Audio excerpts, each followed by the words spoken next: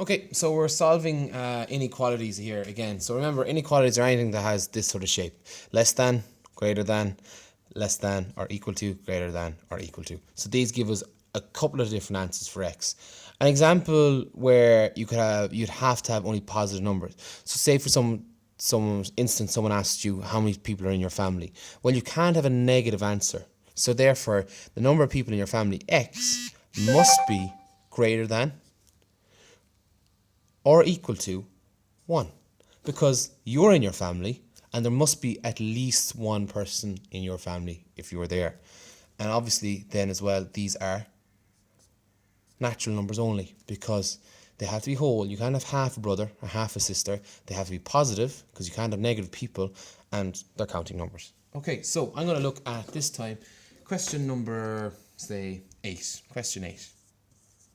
So question 8 reads 3x minus 5 is less than or equal to 7. And this time they're telling us x is an integer. So if x is an integer, that means it's only going to be whole numbers, but they can also be positive and negative. So that's important for us now. Okay, so again, let's just pretend for now that this inequality isn't here. What do we have on the left hand side that we don't want? Because remember, we want to have x is equal to something. Always keep this in mind. You're going to get sick of me saying this. So what's on the left hand side that we don't want? This minus 5. How do you get rid of a minus 5? Well, you're going to add 5 to both sides. Again, so 3x minus 5 plus 5 goes to 0. Is less than or equal to, bring that down, 7 plus 5 is 12. Now, we got 3x over here. We want to find a single positive x. Divide both sides by 3. That's going to tell us now that x, 3 divided by 3 gives us 1x, is less than or equal to 4. Now, here comes the important part, plotting this on a number line. So, again, nice straight line, drawn with a ruler.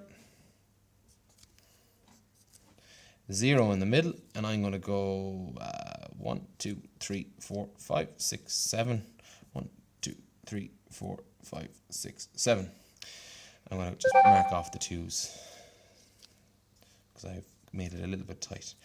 These are negative numbers over here, and these are positive numbers over here. So if we go back to the very start, they told us x is an integer, which is really important, which means it can be positive or negative, but it also has to be whole numbers only. It has to be whole numbers. So if x is less than or equal to 4, well then that has to include 4. It has to include 3, 2, 1. Now this is where integers get a little bit different. We include 0 in integers. Then we got minus 1, minus 2, minus 3, minus 4, minus 5, minus 6, minus 7.